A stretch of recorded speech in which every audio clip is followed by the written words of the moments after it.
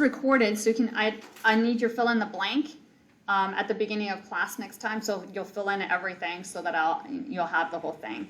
So I'm going to do an easier proof so that I can get through the whole thing. Yeah, can you verify, is this like homework or returning that? It's one of your graded things, Okay. but I never give people bad grades. What I do is I ask you to fix something if something's wrong. It's also in your best interest to try to get things right the first time because you don't want me hovering around and asking for stuff again and again. I'm annoying. That's what my kids tell me. Yeah, but typically we'll fill out most of it in class and then go down. Yes, yeah. I'm going to get better at pacing Okay. so that we get everything done in class. So this is for mostly in class.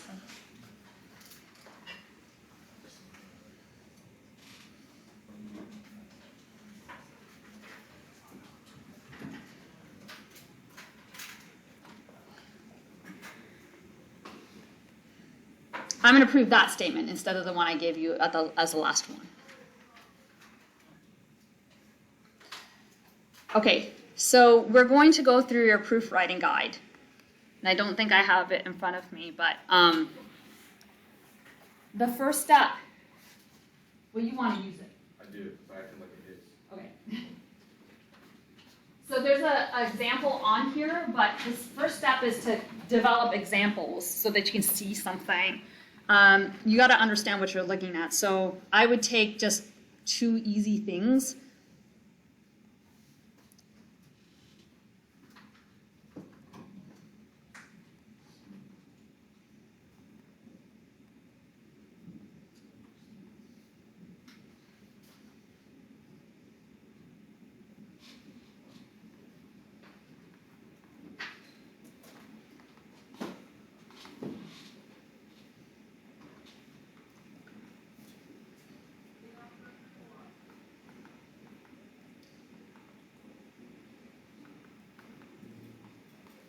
I can see it. Just so I can see what's going on. So that's the first step. You want to make up some examples so they can understand what you're looking at. Okay, then you want your first, if it's not an if-then, the first few that I give you are going to be set up as if-then. Once you have something set up as an if-then statement, the words that are between the if and the then are your no.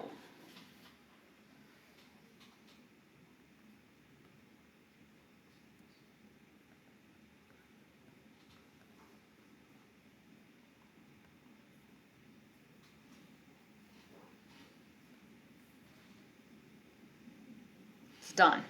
Already have that. So my no is pretty limited. I just have A and B are sets. That's not a lot.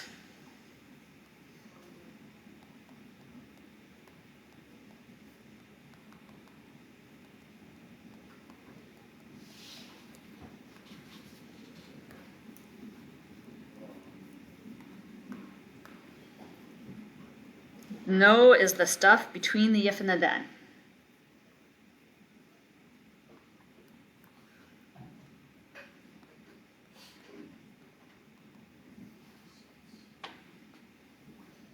That's all I got. The show is the stuff that's after the then. Is that what I have you do next? No, expand your no. There's nothing to do here.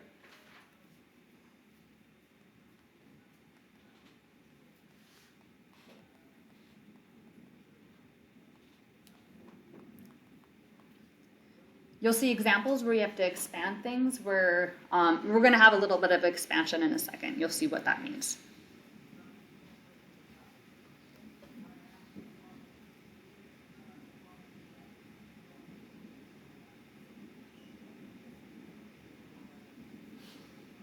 Good?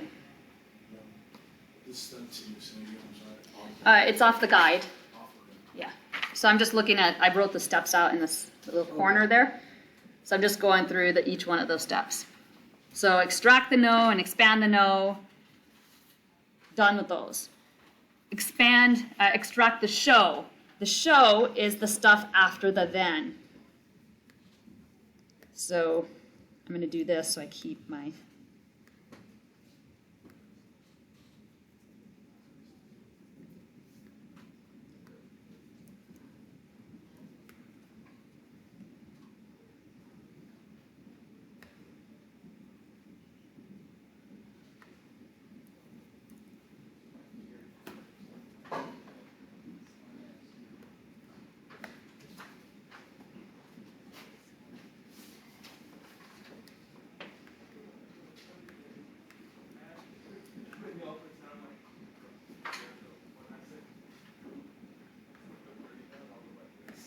That's the stuff after the no right here.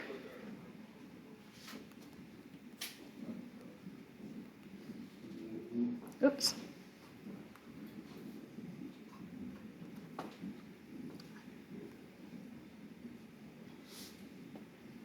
We don't meet again this week, do we? No, ma'am. I'm going to finish this up as a video so that you can watch it and use it as a guide for your homework. I just want you to get started because, again, you've spent some time listening to me. That's not really how you learn. You really learn by just trying it yourself. But I'll get as far as I can today, and then I'll finish this up as another video, and I'll post it on Canvas. Or let's do YouTube instead. It's easier. So I'll put it on YouTube, and I'll put a playlist so you can just find everything easily. And I'll link it right into our calendar invite. Okay. This is what we want to show. Everything after the then. Well, if I look at that, I go to the definition of subset. So this is the expansion.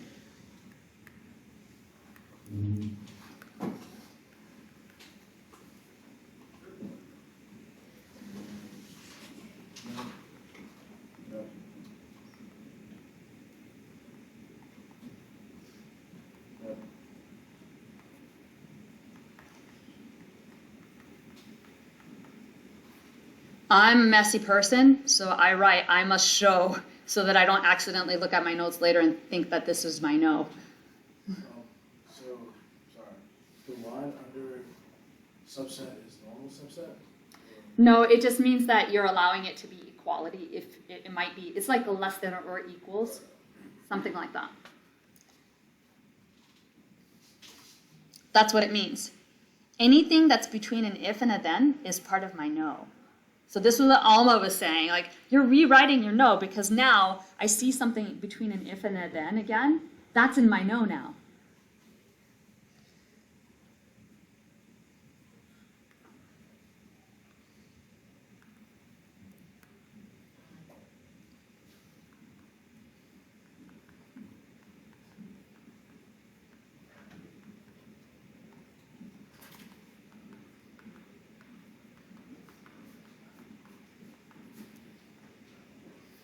Right there, got some more stuff in the no.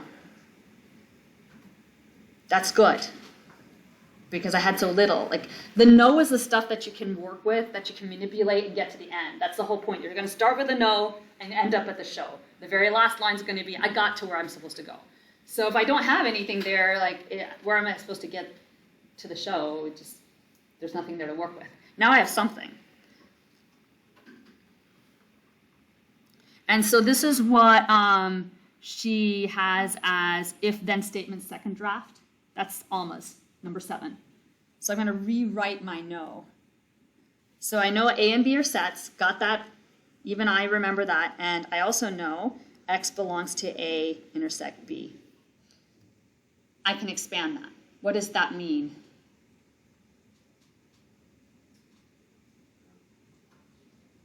You already have it. Yes, X belongs to A, expand, and X belongs to B. So it's in both of them.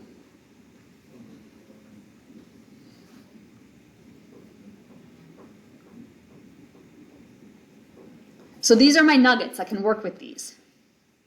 I'm done. Because what I have to show, this is what I have to show. It's in my no. I'm supposed to end up at this place right here. And it's right here. Just by expanding. No, not yet. You guys, this is the unpolished proof. This is what I think I didn't know to ask my professor to do that for me, but this is what I needed him to do for me. Just explain how you got that. I'm going to show you the clean proof. So that's the Professor Kurtz proof. It's all done. I like my little square bracket. We're QEDs for little people. Geometry. Geometry class, right? They do QED. That's Yeah. the last time I did proofs. Those aren't real. I think the idea was the theoretical mathematicians wanted that to be covered in high school, but then the high school teachers have to like actually writing proofs. And so it doesn't work out very well. All right, so let's write clean proof.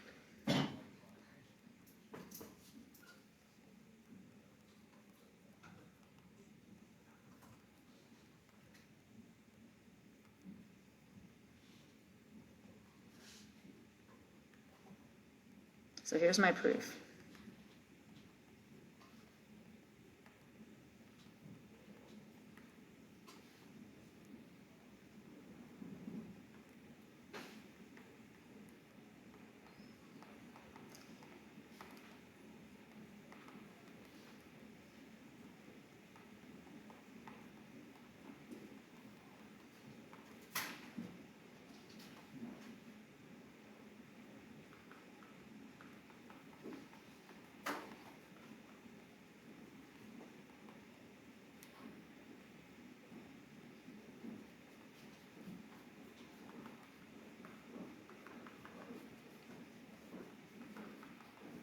Boom.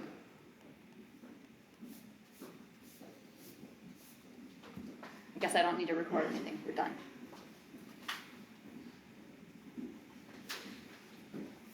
So however you want to demonstrate it to the person, you're writing the clean proof for the reader. They should not see your sweat or tears inside any of that. You're going to make it easy for them to read. That was the problem. Kurt showed us those clean proofs. I couldn't understand how he got there. It seemed like magic. He would just come into class and start writing.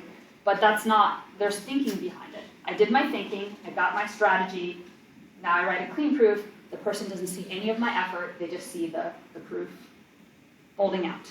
So I use arrows because I picture the reader reading and going, oh, where'd you get that from? Right there, I just said it right here. So I point and use arrows. You can have your own style of how you get the reader to understand what you're reading, what they're reading.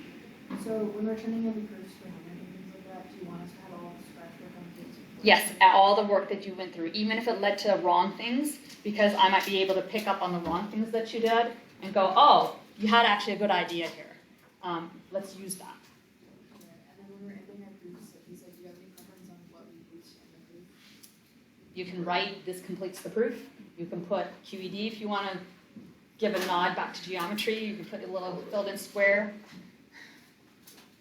I always let my reader know I'm done. I've shown what I need to show. Afterwards, or have us make our own little icons. You can do that. It's fine.